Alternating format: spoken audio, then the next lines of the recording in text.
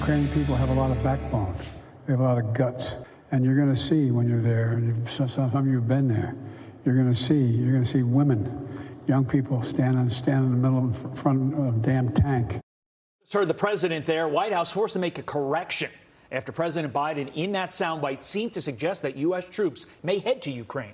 Joining us now is Wesley Hunt, Army veteran and U.S. congressional candidate. And Wesley, this is the correction that the White House gave to Fox News. The president has been clear. We are not sending U.S. troops to Ukraine, and there is no change in that position. So what do you think about this? You know, it's always a good thing for the president to visit troops overseas. Is there more good than bad here, or the opposite?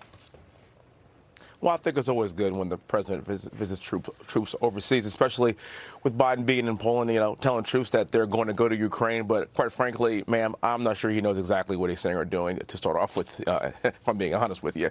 A few weeks ago, he was just here in Texas, but yet he refused to go to the border, which is really eroding our credibility across the world. And I agree, we don't need to put boots on the ground. But what we need to do to fight Putin is unleash American energy, power our country, and power our allies, and return us back to energy independence. And I'm running for U.S. Congress right here in Texas's 38th congressional district. And I'm going to tell you that being in the energy capital of the world, we understand exactly how important our energy independence is, and we've got to get back to that like we had during the Trump administration. Wesley, my concern is on these slip-ups. How concerned are you that one of these, now daily, sometimes twice a day slip-ups by the president is going to get us into real serious trouble at some point? Every time he opens his mouth, it should be a reminder to the American people that we have got to take back the House here in 2022, here in November. Literally, that's why I'm running, because right now they control all three chambers. We have got to take one of them back, and hopefully the Senate as well, to at least just stop the bleeding. And again, it's clear that he has deteriorated to a certain extent. We all know this, and that's the leader of the free world talking. But the world is watching.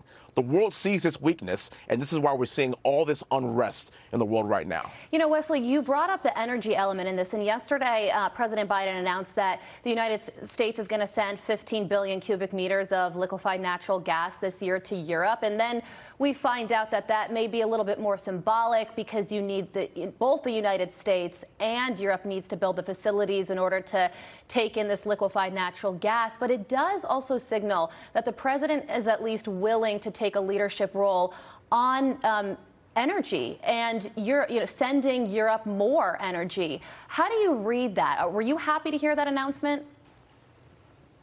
I am to a certain extent, but actually now we're talking about drilling in Venezuela, and we're talking about taking oil from Iran, and we're sitting on the Permian Basin right here in Texas. Yeah. So why don't we just start drilling here and not there?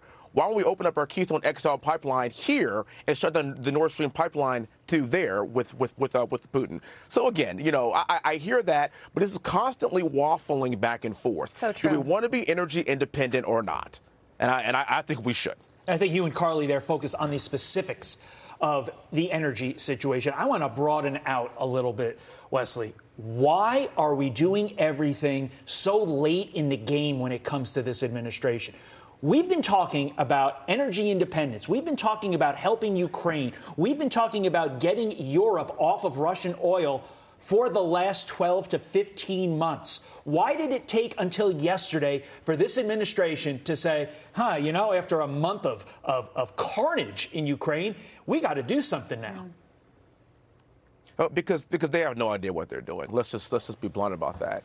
I mean, energy independence is an issue of national security. And when you're seeing these ballooning gas prices, these issues with our supply chain, our porous southern border, these are just all indicators that this administration is flat out incompetent and the world is watching. Again, the only thing we really need to do is just unleash our energy machine right here in the United States. And that should shut down Putin immediately. It can restore credibility in our world immediately. quickly, but now they're reacting because they had no idea how the world works. It's actually pretty sad because Joe Biden's been in office in some capacity for the past 50 years. He should have seen this coming. Yeah, and Wesley, just to tap into your military experience, the big news this morning regarding the war in Ukraine is that Russia issued this fictitious report saying they completed their main task of capturing the Donbas region.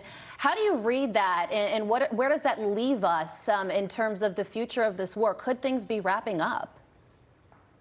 Potentially. But we in this country, again, we need to return back to our energy independence. We need to give the Ukrainian government exactly what they need to effectively fight this war against Putin. We don't need to put boots on the ground. And let me tell you something. It has been a joy to watch the Ukrainian people step up for their freedom and defend their own rights. I hope America is watching them because, let me tell you something, our rights and freedoms are under attack right here in our own country. But there's potential here that this could wrap up very, very quickly because of the ability of the Ukrainian people to recognize that when they are being bullied, we're going to step up for our own rights. Let's stay with your military acumen for a moment on a different topic. Border officials asking the Pentagon to help with the oncoming mass migration surge at our southern border. Wesley, will Joe Biden send in our troops? My guess is probably not. If you think about what's happening with Title 42 that was implemented by the Trump administration, it has been a complete joke under Biden because we've had over 3 million illegal immigrants enter this country with no vaccines, with no tests, and literally we are implementing more rules and more laws and more regulation on our tax-paying American citizens than we are on illegal immigrants. This guy has a track record of not wanting to do the right thing, and he's relying more on political expediency from the party than what it means to protect us right here in this country. The number one role for the federal government is to protect her citizens, and he's just flat out not doing it. We've lost credibility on our global stage because if we have a porous border, how can we possibly lead the world? Yeah, and Jeremy, I think that a lot of Americans would agree with you because there is this new poll that shows that just 34% of Americans approve of President Biden, and most voters do blame him for inflation and gas prices. The president has repeatedly said, this is not my fault. This is Vladimir Putin and his war in Ukraine. That's why gas prices are so high.